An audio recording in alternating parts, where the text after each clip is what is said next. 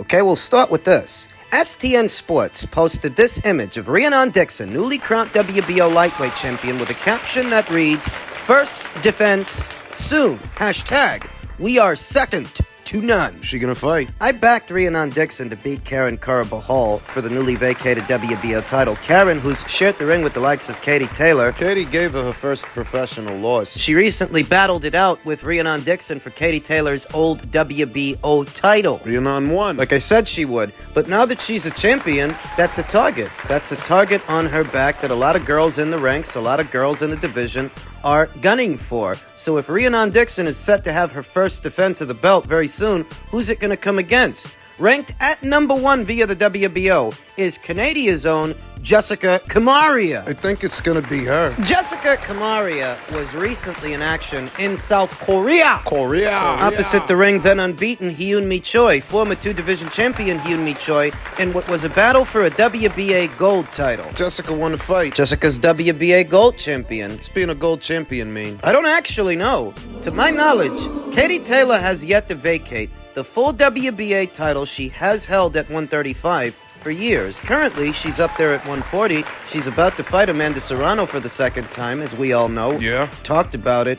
But she hasn't actually vacated the full title yet. So I don't know if Jessica having that gold title means that she's in line to become the full champion. I would assume she is. Well, if she is, then why would she go the WBO route? Why would she fight Ranan Dixon? Why? Because Why? Matchroom's paying her to do it. Because Matchroom could be pulling strings behind the scenes to see a Dixon versus Kamara fight be for 2 alphabet titles and not just one. Ranan Dixon's WBO and what could be the newly vacated WBA. Don't you think you're getting a little bit ahead of yourself? I'm just brainstorming. I'm just bouncing ideas around that if Ranan Dixon ends up fighting Jessica next, if that materializes, I wouldn't be surprised if the fight ends up being for 2 alphabet titles and not just one. Because Katie's not coming back down. She's not coming back to 135. She's going to vacate those titles sooner or later. She's already vacated the WBO title. Now Ranan Dixon has it.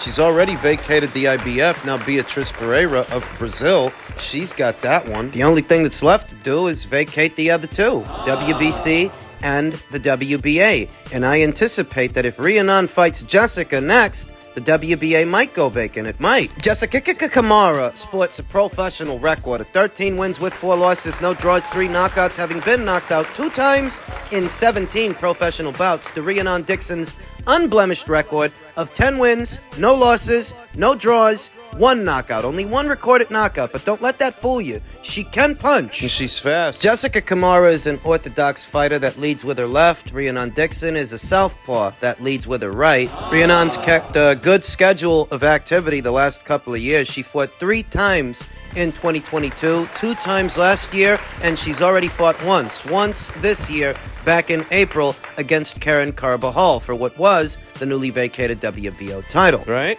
Similar schedule for Jessica. Jessica fought 2 times in 2022, 3 times in 2023, and she's fought once, at least once this year. Also, in April. Split decision over then unbeaten Hyun-Mi Choi. Split decision? What do you mean split decision? She dominated Hyun-Mi. I know. It looks like the judges in South Korea were doing everything they could to make the contest appear much closer than it actually was, because if you saw it, Jessica beat Hyun-Mi Choi like a drum. I would say, given her experiences and who she's shared the ring with, and the momentum that she's amassed, she's on a 3-fight winning streak.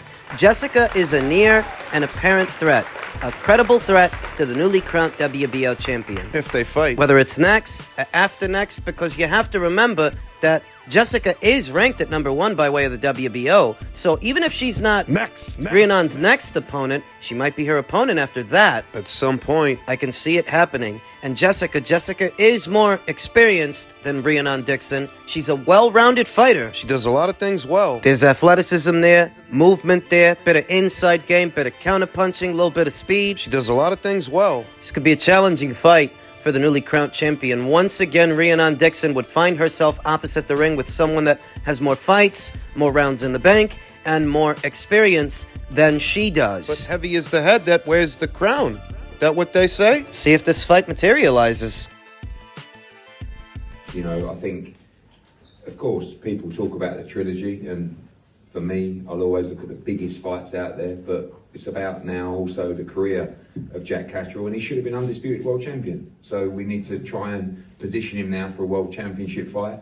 When you have a performance like that, when you have a night like that, positioning someone is a lot easier to do because people want to see it. And we have Subriel Matias fighting Liam Parra in a couple of weeks.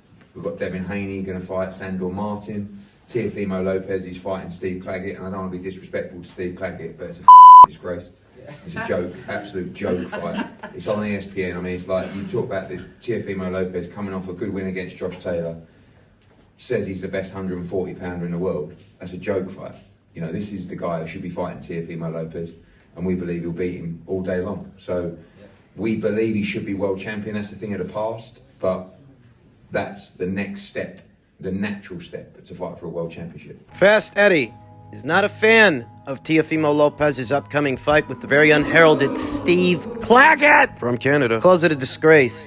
I think he makes a valid point in the sense that someone of Teofimo Lopez's stature, a 2-division champion who's been in there with the likes of Vasyl Lomachenko and George Kambosos, Josh Taylor, Jermaine Ortiz. this is not a step forward from a Jermaine Ortiz fight. This is not a step up. This is a step down. Down. Why would Top Rank make a fight like this? Why? You'd think they're trying to take it easy on Teofimo. Put him in a fight where he's going to look good, because in his last fight, he looked bad. He couldn't close the distance effectively, couldn't cut off the ring. He won. But him and Jermaine Ortiz, that just didn't make for a stylistic matchup that pleases the fans. It was basically just Teofimo chasing Jermaine around the ring, struggling to get a clean shot off, whereas with Steve Claggett, who likes to come forward as opposed to moving lateral or moving back. He'll look better. Is that why they made that fight? Because it'll make Teofimo Lopez look good. Is that the hierarchy of thought? Maybe. Eddie feels that it should be Jack Catterall fighting the likes of Teofimo Lopez, not a guy like Steve Claggett.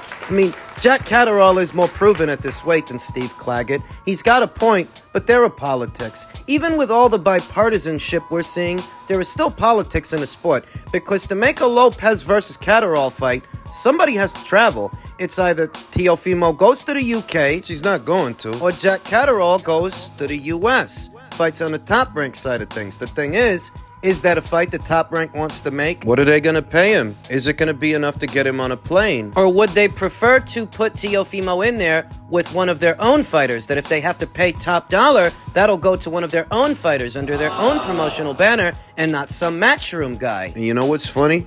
The fight that Jack just had with Josh Taylor was a bigger fight than the fight that Teofimo had with Josh Taylor. What? Yeah, it was bigger. There were more people there. Look out into the crowd. There were more people, more backstory, more cultural significance. The Scots versus the English. The Americans aren't aware of that. But, you know, the Scots versus the English is tantamount to Mexico versus Puerto Rico, that rivalry. Here in the US of A, it's that kind of dynamic. Americans don't know that. More people, more backstory, more cultural significance equals a more engaged audience for Catterall versus Taylor than Lopez versus Taylor. You know that Lopez would be well received if he were willing to travel. If he were willing to go over there, I think the fans would show up and show out for a Jack Catterall fight. But you heard what Bob Arum said after the judges' scorecards were read. He thought it was a travesty, a disgrace. He thought that Josh Taylor got robbed. And he said he would never send one of his American fighters to the UK. Bob wouldn't send him, and Teofimo wouldn't want to go. I don't think he would want to. This ain't happening. More realistic opponent options for Jack Catterall on his own side of things. The winner of Matias versus Pato set to go down in Puerto Rico very soon, or maybe former champion Regis Prograis. He's still over there, to my knowledge. He still has one fight left on his existing matchroom deal. That's another one. The winner of Haney versus Martin, if they actually do make that fight. The silver lining for Jack is that matchroom has a lot going on at 140 pounds that if you can't get Teofimo, they can find you someone else. What about Teofimo? If he takes care of business with Steve Claggett, like everybody's expecting him to, what should he do? Who should he fight? Should unify. There are 3 other champions at this weight. Pick one and make a fight. You can try to make a fight with your longtime rival, Devin Haney, if he stays WBC champion at this weight. You can try to make a fight with the winner of Isaac Cruz versus Rayo Valenzuela. You can try to make a fight with the winner of Subriel Matias versus Liam Pato. You can try. Beyond the Steve Claggett fight, whoever he fights, it has to be someone better than Steve Claggett. That will not suffice. That will not do for someone as young with the profile and accolades that Teofimo has. Pointless formality fight. You say that?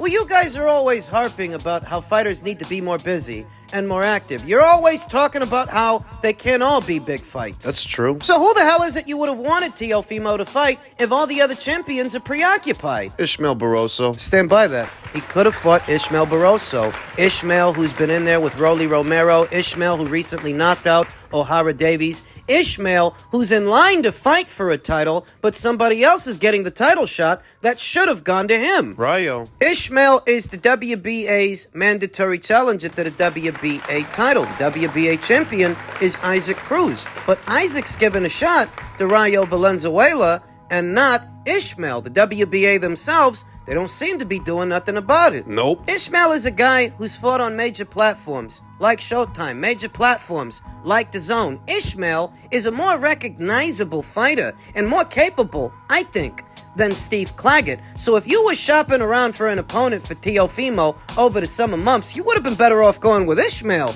than Steve Claggett. And Ishmael's not an expensive guy. He's not the kind of guy to where you have to break the bank to get him in the ring. He would have relished the opportunity to fight Teofimo. Putting Teofimo in the ring with a guy like Steve Claggett, you could have and should have made a fight with that guy because you've got broadcast partners to satisfy and metrics to meet. How many people do you really think want to see Teofimo in there with a guy like this? It's a common sense argument. So when I see Eddie Hearn saying that the fight is a disgrace, given who other fighters at this weight are fighting and what other fighters at this weight are doing, I can't help but agree. I think Teofimo's talented, perhaps too talented to be fighting a guy like that. It's a waste of time. Elsewhere in the world of boxing, at or around these weights, you might have heard 1 or 2 days ago that unbeaten up-and-comer from right here in the US of A, Jalil Major Hackett, Former Mayweather Promotions fighter, just like Richardson Hitchens. Matchroom picked him up. Matchroom signed him. I remember it was a little over 2 weeks ago that Jalil Major Hackett expressed his interest to signing to Matchroom, saying that he felt they were the best promotional outfit out there. And it seems that he got his wish. He achieved that goal. He's with them now. He campaigns anywhere in between welterweight and junior middle. Sporting a professional record of 8 wins with no losses, no draws, 7 knockouts. Last in action in December of last year. In that way, it's good. It's good that he's seen action within the last 12 months, and I'm sure that the people at Matchroom are already working on his next fight. They have another prized stallion. I'm told that he's been doing the rounds on the spaces on Twitter, talking to people and telling them what happened and why he left. Why he left Mayweather Promotions, why exactly? Before this news was announced, he dropped a few breadcrumbs on his own social media that the people at Mayweather Promotions, he hadn't spoken to him in a while, or they hadn't gotten him a fight in a while, or something or other, something like that. But you can use your imagination why a young unbeaten fighter would want to leave his current promotional outfit for another one. Likely for the same reason Richardson Hitchens did the same thing. They kept him busy last year, they did. He fought about 3 or 4 times last year, but he has yet to fight this one, and we're 5 months into it. Going on 6. His next fight will be under the Matchroom promotional banner, and it's a good look for him because Matchroom was recently named by Forbes as the most valuable promotional company in all of boxing, worth the most money, more than Top Rank, more than the PBC, more than Mayweather Promotions, which is really just a subsidiary of the PBC, and obviously more than Golden Boy. So being with Matchroom provides certain advantages to Jalil that he didn't otherwise have over there at Mayweather Promotions. It opens the door for him to